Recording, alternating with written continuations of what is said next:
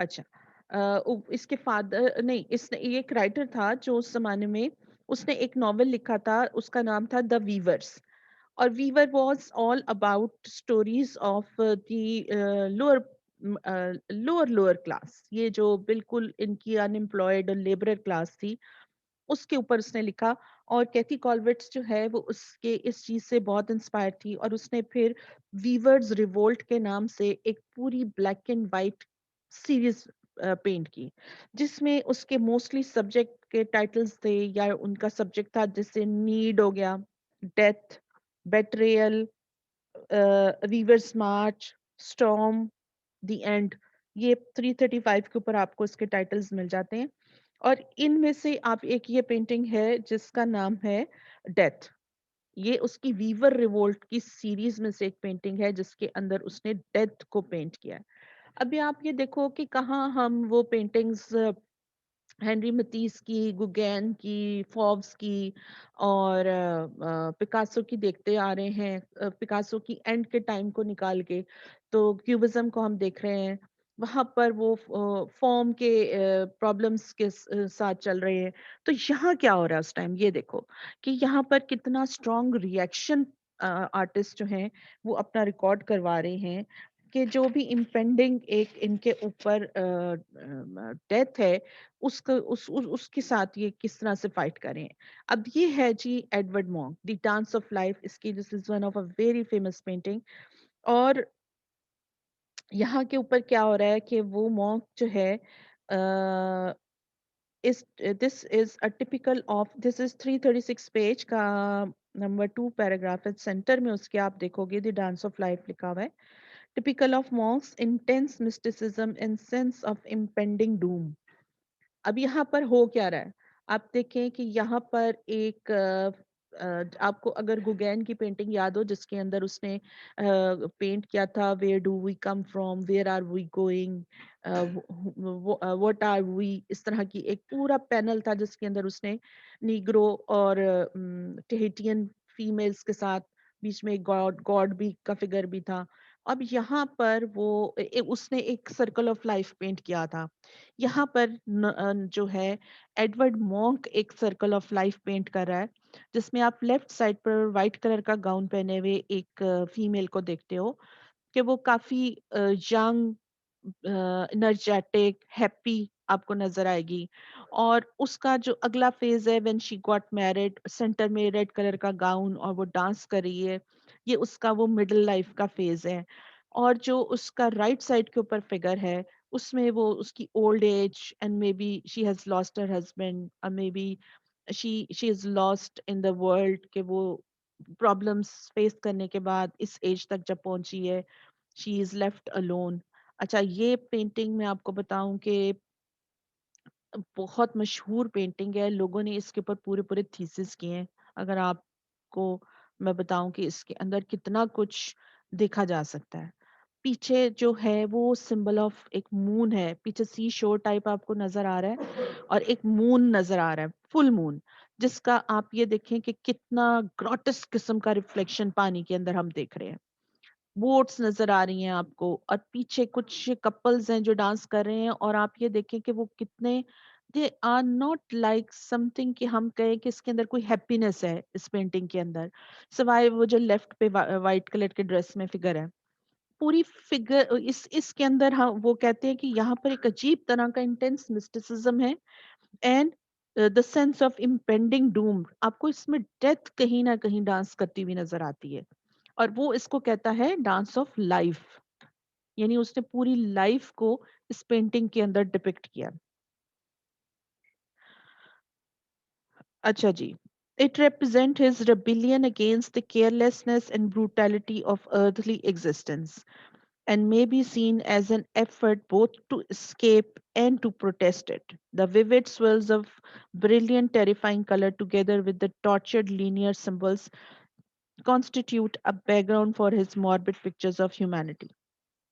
ठीक है, किस तरह से उसके एक्सप्रेसिव कलर हैं, उसका कलर कितना सिंबॉलिक है। यहाँ पर मून एक बहुत बड़ा सिंबल है। ये स्विर्ल मूवमेंट, डांसिंग स्विर्ल जो हैं, ये उस सब कुछ एक मिस्टिकल है, और एक रिएक्शन है, एक प्रोटेस्ट है, जो लाइफ के अंदर हो रहा है और जो होना चाहिए। यहाँ से अब आप आगे देखोगे तो हम यहाँ देखते हैं कि जो एक्सप्रेशनिस्ट आर्टिस्ट हैं, अब यहाँ पर पोस्ट इम्प्रेशनिस्ट आर्टिस्टों की चीज़ों को अगर हम कंपेयर करें, इस इन पेंटिंग्स को जो मैंने अभी आपको दिखाई हैं, इनको देखो आप फॉव की पेंटिंग्स के साथ और क्यूबिस्ट पेंटिंग्स के साथ, तो वहाँ पर आप ये देखो कि वो still they are experimenting with the surface problems, कि कलर किस तरह से अप्लाई होना चाहिए, लीनियर क्वालिटी क्या होनी चाहिए, and for references they go back to Africa. और यहाँ पर क्या हो रहा है कि जो एडवर्ड मॉन्क है, वो वैन गॉग और गोगैन से वो भी कलर उठा रहा है, मगर उसके कलर उठाने का और उसका मीनिंग टोटली डिफरेंट है उससे जो कि फॉव्स उठा रहे हैं। फॉव एक डेकोरेटिव लाइन की तरफ चले गए थे, और यहाँ पर colour is becoming more and more expressive, inner emotions की यहाँ पर ज्यादा बात है। और आप देखें कि हाँ, और सब्जेक्ट जो है सबसे बड़ी बात कि यहाँ पर कलर जो है वो एक ऑब्जेक्टिव रियलिटी से निकलकर सब्जेक्टिव की तरफ आ गया है। अब हम इस चीज को समझ सकते हैं कि बेशक अभी हमने फ्रेंच जितना भी आर्ट देखा है उसके अंदर क्यूबिज्म है, फॉविज्म है, but still they are objective in their approach. Cubism के अंदर तो आपको वो तो टोटली एनालिटिकल आर्ट है, उसके अंदर तो कहीं भी इमोशंस का कोई जिक्र नहीं है, सिवाय पिकासो की एंड की पीरियड की पेंटिंग्स जिसके अंदर से चलकर आगे सूरलिस्ट आर्टिस्टों ने इम्प्रेश इन्फ्लुएंस लेने हैं। तो यहाँ पर जितना भी काम हो रहा है, आप देखो कि वहाँ यहाँ पर कलर इम्पोर्टेंट है। और जब फ्रेंच आर्टिस्ट वैन गो के स्ट्रोक्स को अगर उठाता है और उसके कलर्स को उठाता है, तो वहां पर भी उसकी अप्रोच एनालिटिकल है। लेकिन यहाँ पर वैन गॉग के कलर और स्ट्रोक्स की टोटल मीनिंग चेंज होके सब्जेक्टिव और मिस्टिकल हो जाएंगे।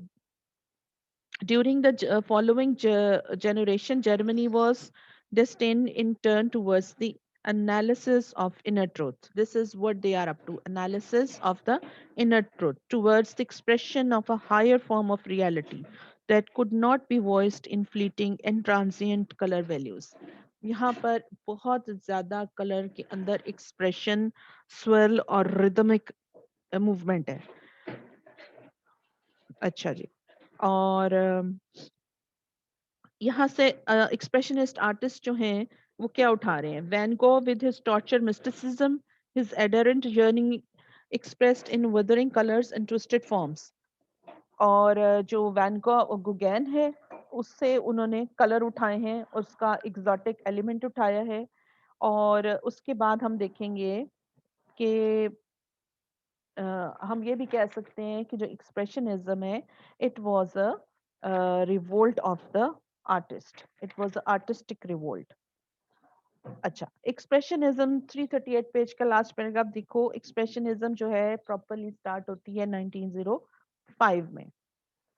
और बहुत से आपको अगर आपको रॉल्ट याद हो, वो जो एक पेंटिंग बहुत एंड में हमने सबसे देखी थी, फिर नूर फातिमा ने मुझे उसका नाम भेजा था ग्रुप में, that was the painting of Raoult, जिसके अंदर वो बड़े ही ग्रॉटिस्क फिगर्स हैं।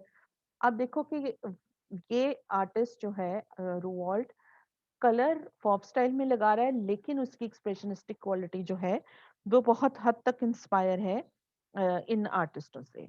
अच्छा, इसके बाद कुछ आर्टिस्ट और आते हैं जो हम देखते हैं। अच्छा, इसके बाद एक पेंटिंग मैं आपको इसी की एडवर्ड मॉन्क की और दिखाती हूँ, जो आपको आगे चलकर बहुत ज्यादा डिस्कस करने को देखने को मिलेगी।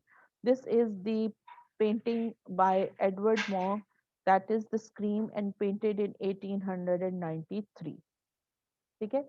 अगर आप में से कोई असाइनमेंट कर रहा है कलर के ऊपर, एक्सप्रेशन के ऊपर, तो आप आराम से इस पेंटिंग को उठा सकते हैं। ये एडवर्ड मॉन्क की वो पेंटिंग है जो कि उस जिसके बारे में वो खुद भी लिखता है कि वन डे ही वॉज